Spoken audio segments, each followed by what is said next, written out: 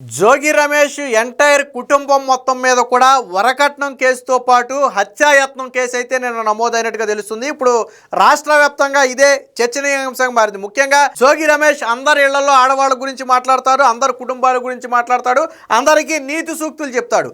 అలాంటి జోగి రమేష్ కుటుంబంలోనే ఈరోజు ఒక వివాదం రావటం, అది స్టేషన్ వరకు వెళ్ళటం, ఆ వివాదంలో జోగి రమేష్ పాత్ర ఉందని చెప్పి కంప్లైంట్ ఇవ్వటం అనేది ఈరోజు చర్చనీయాంశంగా మారింది. విషయానికి వస్తే జోగి రమేష్ పెద్ద కుమారుడు రాజీవ్కి 2025 మేలో అంటే ఒక 14 నెలల క్రితం పెళ్ళయింది.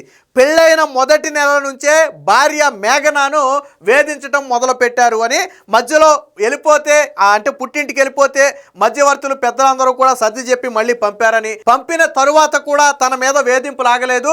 వేధింపులు ఆగాలంటే 5 కోట్ల రూపాయలు డబ్బులు తీసుకురావాలి మా ఇంటికాడి నుంచి అని నన్ను డిమాండ్ చేశారని, అలాగే నా మీద దాడి చేసి హత్యాయత్నం ప్రయత్నం కూడా చేశారని చెప్పి నిన్న స్పష్టంగా కంప్లైంట్లో ఇబ్రహీంపట్నంలో ఇచ్చినటువంటి కంప్లైంట్లు అయితే పేర్కొనడం జరిగింది. ఇప్పుడు ఒక్కసారిగా రాష్ట్రం మొత్తం కూడా జోగి రమేష్ వైపు చూస్తుంది. ఎందుకంటే ఇదే జోగి రమేష్ గతంలో పవన్ కళ్యాణ్ పెళ్లిళ్ళ గురించి, భార్యల గురించి అనేక సందర్భాల్లో బహిరంగంగా మాట్లాడాడు. మరి ఈరోజు కర్మ చూసావా జోగి రమేష్, నీ ఇంటికి వచ్చింది ఈరోజు. ఇది బేసిక్గా ఏంటంటే భార్యాభర్తల మధ్య గొడవ అనుకోండి, అది 4 గోడల మధ్య గొడవ, మనకెందుకులే అని చెప్పి మనం ఇన్వాల్వ్ అవ్వద్దు బేసిక్గా అయితే. కానీ ఈ రోజు ఇది 4 గోడల మధ్య లేదు, బయటకు వచ్చేసింది, ప్రజల మధ్యకు వచ్చింది. ముఖ్యంగా ప్రజా జీవితంలో ఉన్నటువంటి వ్యక్తుల మీద ఎలాంటి ఆరోపణలు వచ్చినప్పుడు ఖచ్చితంగా 10 మంది దాని మీద చర్చించుకుంటారు. పోనీ జోగి రమేష్ ఆ పెద్ద కొడుకు మీద మాత్రమే ఆ భార్య మేఘన కేసు పెట్టుంటే బాగానే ఉండేది. కానీ ఈ కేసులో మొత్తంగా 11 మందిని పెట్టింది. జోగి రమేష్ని, జోగి రమేష్ భార్యను, జోగి రమేష్ చిన్న కుమారుడిని, జోగి రమేష్ తమ్ముడిని, జోగి రమేష్ తమ్ముడు భార్యని, తమ్ముడు పిల్లల్ని, అందరినీ కలిపి మొత్తంగా 11 మంది మీద ఈ కేసు పెట్టింది. ఆవిడ చెప్పేది ఏంటంటే ఒక్కటే, పెళ్ళైన మొదటి నెల నుంచే నన్ను వేధించడం మొదలు పెట్టారు. నన్ను ఎవరిని కదవకుండా పై ఫ్లోర్ లో ఒక గదిలో బంధించేసి సమయానికి ఇంత ఫుడ్ పెట్టేవాళ్ళు, అదేమని ప్రశ్నిస్తే నన్ను చిత్రహింసలు పెట్టేవాళ్ళు, గట్టిగా మాట్లాడితే మీ పుట్టింటి నుంచి 5 కోట్ల రూపాయలు డబ్బులు తీసుకురమ్మని చెప్పి కట్నం కోసం వేధించారు. ఆ వేధింపులు తట్టుకోలేక నేను మధ్యలో మా పుట్టింటికి వెళ్ళిపోయాను. మళ్ళీ పెద్దలందరూ మాట్లాడి సర్ది చెప్పి బాగానే ఉంటుందని పంపితే మళ్ళీ వేధింపులు పెరిగాయి, కానీ కాపురం ఎక్కడా కూడా చేయనివ్వట్లేదు, చెయ్యట్లేదు అని చెప్పి స్వయంగా పెద్ద కోడలైనటువంటి మేఘన జోగి రమేష్ పేరు, జోగి రమేష్ కుమారుల పేర్లను యాడ్ చేసి నిన్న స్టేషన్లో అయితే కంప్లైంట్ ఇచ్చింది. దీని మీద కేసు అయితే పోలీసులు రిజిస్టర్ చేసి విచారణ చేస్తున్నారు. అంటే కర్మ చూడండి. జగన్మోహన్ రెడ్డి కూడా అంతే. గతంలో ఇప్పుడు అందరి మహిళలకి నేను న్యాయం చేస్తానని జగన్మోహన్ రెడ్డి మాట్లాడతాడు, కానీ తన సొంత ఇంట్లో మహిళలకు న్యాయం చేయలేడు, తల్లికి చెల్లికి న్యాయం చేయలేడు. గత ఎన్నికల్లో ప్రజలు అదే ప్రశ్నించారు. ఇప్పుడు జోగి రమేష్ ఏం మాట్లాడాడు, గతంలో పవన్ కళ్యాణ్ పెళ్లిళ్ళ గురించి, ఆ భార్యల గురించి మాట్లాడాడు. నిండు అసెంబ్లీలో భువనేశ్వర్ గారిని అవమానిస్తే పగలబడి నవ్వారు. ఏమైంది, కర్మ ఏమైంది? ఈరోజు మీ కుటుంబాన్ని చుట్టుముట్టింది. స్వయంగా ఇది అదే, ఈ పెళ్లికి సంబంధించే స్వయంగా జగన్మోహన్ రెడ్డి కూడా ఇలా ఆశీర్వదించాడు. ఎవరైనా కలకాలం పాటు కలిసి ఉండాలనే మనం కోరుకుంటాం, మనం ఏమి ఏదో జరగాలని మనం కోరుకోవట్లా. నేను మొదట్లోనే చెప్పా, అది కొడుకు రాజీవ్కి అలాగే కోడలు మేఘనాకి సంబంధించిన ఇష్యూ అయితే అసలు మనం తలదూర్చేవాళ్ళమే కాదు. వాళ్ళ భార్యాభర్తలు అన్నాక ఏదో చిన్న చిన్న గొడవలు, సర్దుకుపోవటాలు అన్నీ ఉంటాయి, అది 4 గోడలకు మధ్యకే పరిమితం.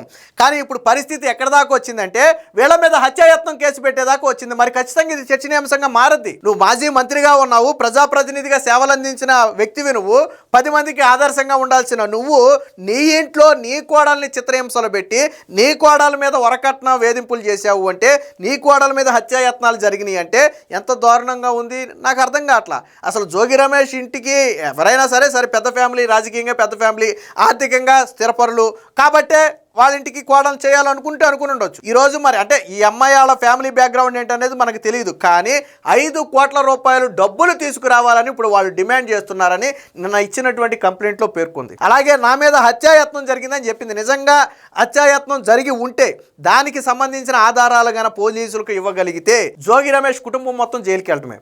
భర్త ఒక్కడే కాదు, జోగి రమేష్ భార్య, జోగి రమేష్ చిన్న కొడుకు, అలాగే జోగి రమేష్ తమ్ముడు భార్య, తమ్ముడు కొడుకులు, వీళ్ళందరూ కూడా రేపొద్దున జైలుకి వెళ్లే పరిస్థితి వస్తుంది. అంటే ఒకళ్ళు కాకపోతే ఒకళ్ళు. నేనేమంటానంటే ఒకవేళ నిజంగా భార్య భర్తల మధ్య గొడవ అనుకోండి, జోగి రమేష్ ఆ రోజు గన ఈ అమ్మాయికి మేఘన కోడలికి అండగా నిలబడి ఉంటే ఈ రోజు కంప్లైంట్ లో జోగి రమేష్ పేరు ఎందుకుంటుంది? వాళ్ళిద్దరి మధ్య మనస్పర్ధలు ఉంటే నువ్వు అమ్మాయి తరపు నిలబడి బలంగా లేదా వాళ్ళని సర్ది చెప్పే ప్రయత్నం నువ్వు చేస్తుంటే ఈ రోజు కంప్లైంట్ లో నీ పేరు లేకపోతే నీ భార్య పేరు ఉండేది కాదు, జోగి రమేష్ పేరు, జోగి రమేష్ భార్య పేరు ఉండేది కాదు. వాళ్ళు అత్తామామలుగా వాళ్ళు గన ఆ అమ్మాయికి అండగా నిలబడి ఉంటే, ఒకవేళ భర్త వేధిస్తున్నాడు అనుకోండి, ఓకే రైట్, ఆ భర్త పేరు పెడద్ది, తప్పు తప్పులేదు. భర్త ఇబ్బంది పెడితే భర్త పేరు మాత్రమే పెడద్ది. కానీ ఈరోజు ఎంటైర్ కుటుంబం మొత్తాన్ని కూడా ఈ కేసులో పెట్టారు అంటే ఎంత మానసిక వేదన అనుభవించి ఉంటుందో చూడండి. పెళ్ళైన నెల రోజుల నుంచే వేధింపులు మొదలయ్యాయి. మొదట్లోనే నేను ఇంటికి వెళ్ళిపోయాను, తర్వాత మళ్ళీ పెద్ద మనుషులు చెప్తే వచ్చానని చెప్పి స్వయంగా ఆవిడే చెప్తుందంటే మధ్యలో ఒకసారి రాజీ ప్రయత్నాలు కూడా జరిగాయి.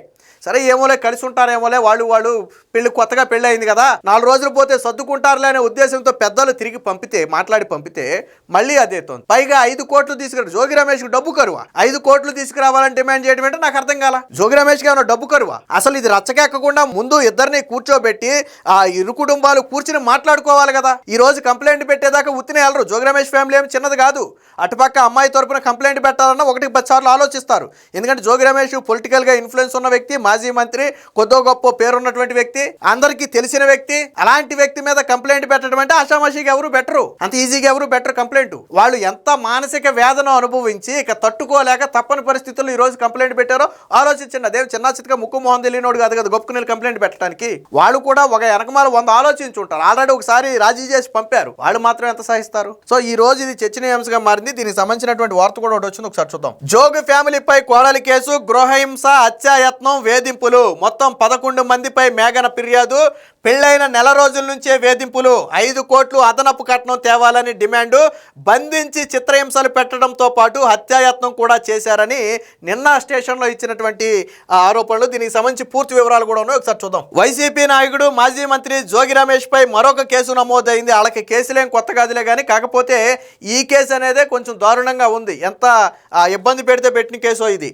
ఆయనతో పాటు మొత్తం 11 మందిపై కోడలు మేఘన ఫిర్యాదు చేయడంతో ఇబ్రహీంపట్నం పోలీసులు శుక్రవారం కేసు అయితే నమోదు చేశారు. వాస్తవానికి ఈ మేఘన తెలంగాణలోని సూర్యాపేటకు చెందినటువంటి మహిళ. సో జోగి రమేష్ పెద్ద కుమారుడు అయినటువంటి రాజీవ్తో 2025 మే 28 సరిగ్గా 14 నెలలు. ఈ నెల 28 వస్తే సరిగ్గా 14 నెలలు అవుద్ది. 28న పెళ్ళయింది. పెళ్ళైన నెల నుంచే వేధింపులు మొదలయ్యాయి. దీంతో ఆమె పుట్టింటికి వెళ్ళిపోయింది. పెద్దలు పంచాయతీతో తిరిగి భర్త వద్దకు వచ్చారు. ఆ తర్వాత చిత్రహింసలు పెట్టడంతో పాటు హత్యాయత్నం కూడా చేశారని పోలీసులకు ఇచ్చిన ఫిర్యాదులో ఆమె పేర్కొన్నారు. ఈ వేధింపులు ఆపాలంటే అదనంగా 5 కోట్ల రూపాయల కట్నం తీసుకురావాలని డిమాండ్ చేశారని చెప్పి ఆరోపించారు. ఒకవేళ భర్త మాత్రమే ఇబ్బంది పెట్టుంటే, భర్త పేరు మాత్రమే ఉండుంటే సరేలే, భార్యాభర్తల మధ్య గొడవలే పోనీ అనుకుందాం మనం. కానీ జోగి రమేష్ భార్య పేరుతో పాటు అందరి పేర్లు కూడా ఉన్నాయి ఇందులో. ఒకసారి ఎవరెవరు ఉన్నారనేది కూడా ఇందులోనే రాశారు, చూడండి ఒకసారి. తన ఫిర్యాదులో భర్త రాజీవ్తో పాటు అత్తమామలైనటువంటి జోగి రమేష్, శకుంతలతో పాటు మరిదైనటువంటి జోగి రోహిత్, అలాగే ఆడపడుచు అయినటువంటి ప్రియాంక, జోగి సోదరుడైనటువంటి రాము, ఆయన కుమారులైనటువంటి రాకేష్, పండు, అలాగే ఈ రమేష్ అంటే జోగి రమేష్ బావమరిదైనటువంటి స్వామి, ఆయన భార్య అయినటువంటి రమ, అలాగే స్వామి కుమారుడైనటువంటి సంతోష్ పేర్లను కూడా ఇందులో ప్రస్తావించారంటే ఎంటైర్ జోగి రమేష్ ఫ్యామిలీ, తమ్ముడు ఫ్యామిలీ దగ్గర మొదలుపెట్టి, జోగి రమేష్ బావమరిది ఫ్యామిలీ దగ్గర మొదలుపెట్టి, జోగి రమేష్ చిన్న కొడుకు దగ్గర మొదలుపెట్టి, కూతురు దగ్గర మొదలుపెట్టి అందరి పేర్లను కూడా ఇందులో నమోదు చేయడం జరిగింది. అంటే ఒకళ్ళు కాకపోతే ఒకళ్ళు ఆ అమ్మాయికి ఎవరు కూడా అండగా లేరు. వీళ్ళందరూ కలిసి ఏకదాటిగా ఆ అమ్మాయిని చిత్రహింసలు చేస్తే ఇక తట్టుకోలేని పరిస్థితిలో పెట్టింది. ఆల్రెడీ ఒకసారి పెద్ద మనుషులు మధ్యవర్తిత్వం చేసి పంపిన తర్వాత కూడా వేధింపులు ఆపకపోగా, అంటే నువ్వు ఎందుకు వెళ్ళిపోయావు, మళ్ళీ నిన్ను పెద్ద మనుషులు పంచాయతీ చేసి నిన్ను పంపాలా అని చెప్పి మరింత వేధింపులు ఏమైనా ఎక్కువ చేశారేమో తెలియదు. కానీ ఈ రెండోసారి వెళ్ళిన తర్వాత హత్యాయత్నం కూడా చేశారని చెప్పి స్వయంగా కంప్లైంట్లో పేర్కొంది. అయితే ఈ వేధింపులు ఆపాలంటే మాత్రం 5 కోట్లు తేవాలంట. అంటే కోడలుగానే 5 కోట్లు ఆల్రెడీ అదనపు కట్నం. ఇది ఈ 5 కోట్లు అనేది అదనపు కట్నం. పెళ్ళప్పుడు ఎంత ఇచ్చారంటే మనకు తెలియదు. ఈ 5 కోట్లు అదనపు కట్నం తెస్తే కోడల మీద వేధింపులు ఆపేస్తారంటే డబ్బు కోసం చేసుకున్నారు. ఇది ఏమైనా బ్లాక్ మెయిలా? కోడలంటే ఏమైనా బ్లాక్ మెయిలా? లేకపోతే కోడల్ని డబ్బు తీసుకురావాలని బ్లాక్ మెయిల్ చేయటం ఏంటి? లేదు, డబ్బు అనేది అబద్ధం అనుకుందాం. మరి ఎందుకు కోడలు ఈ రోజు అందరి మీద కేసు పెట్టింది? ఒకళ్ళ మీద ఇద్దరి మీద కేసు పెడితే అది వేరే దారి. ఈ రోజు కుటుంబం మొత్తాన్ని కేసు పెట్టిందంటే ఏ ఒక్కరు ఆ రోజు మేఘనాకు సపోర్ట్ చేయలేదు. ఈ రోజు జోగి రమేష్ ఏం చెప్తాడు సమాధానం? ఆ రోజు పవన్ కళ్యాణ్ పెళ్లిళ్ళ గురించి, పెళ్ళాల గురించి మాట్లాడు నువ్వు ఈ రోజు ఏం సమాధానం చెప్తావు? కర్మ చూడు. పవన్ కళ్యాణ్ ఏమి చట్టవిరుద్ధంగా వెళ్ళలేదే. ఆయన మీద ఎవరు పాత భార్యలు ఎవరు వచ్చి ఆయన మీద కంప్లైంట్ చేయలేదే. ఓకే, పెళ్లి చేసుకున్నారు, లీగల్గా విడాకులు ఇచ్చాడు, చేసుకున్నాడు, ఆయన ఇంకో పెళ్లి చేసుకున్నాడు. అది చట్ట ప్రకారం జరిగిందే, అది ఆయన వ్యక్తిగత జీవితం. ఇది కూడా మీ వ్యక్తిగత జీవితం అయి ఉండొచ్చు. కాకపోతే ఈ రోజు రోడ్డును బడి కేసులు పెట్టుకుని గృహహింస కేసు మీ కేసే కాదు, ఏ కేసు అయినా సరే గృహహింస కావచ్చు, వరకట్నం కేసు కావచ్చు పెడితే మనం చీకొడతాం సాధారణంగా, డబ్బు కోసం గడ్డి తింటావా అని. అలాగే ఈ రోజు జోగి రమేష్ కేసు కూడా. కాకపోతే ఏంటంటే నువ్వు ఒక రాజకీయ నాయకుడిగా ఉండి 10 మందికి ఆదర్శంగా ఉండాల్సిన నువ్వు ఈ కుటుంబంలో ఆడపిల్ల బయటికి వెళ్తే పరువు పోతుందని తెలిసి కూడా ఆ అమ్మాయిని అంత వేధించారు అంటే మరి రీజన్ ఏంటో నాకు అర్థం కావట్లా. ఒకవేళ కొడుకు ఏదైనా తెలుసో తెలివిగో చేసుంటే సర్ది చెప్పాల్సిన బాధ్యత నీది, దాన్ని కంట్రోల్ చేసి కోడలు బయటకు వెళ్లకుండా చూసుకోవాల్సిన బాధ్యత నీది. ఎందుకంటే 10 మందికి ఆదర్శంగా ఉండాలి, నువ్వు బయటకు వెళ్తే నీ రాజకీయ పరుగు పోద్దని నీకు తెలుసు. అయినా కానీ ఆ అమ్మాయిని ఆ రకంగా వేధించారంటే జోగి రమేష్ ఫ్యామిలీ నుంచి ఇప్పటి వరకు దీనికి ఎవరు సమాధానం చెప్పలా. మీడియా ముఖంగా ఇప్పుడు ఏమైనా జోగి రమేష్ మాట్లాడితే మనకు తెలియదు, కానీ ఇప్పటి వరకు అయితే ఎవరు మాట్లాడలేదు. మొత్తంగా జోగి రమేష్ మీద, జోగి రమేష్ కుటుంబం మొత్తం మీద నమోదైనటువంటి ఈ కేసు అనేది తీవ్ర చర్చగా మారింది. ఖచ్చితంగా అమ్మాయిని వేధించి ఇబ్బంది పెట్టి ఉంటే అది 100కు 200% తప్పే.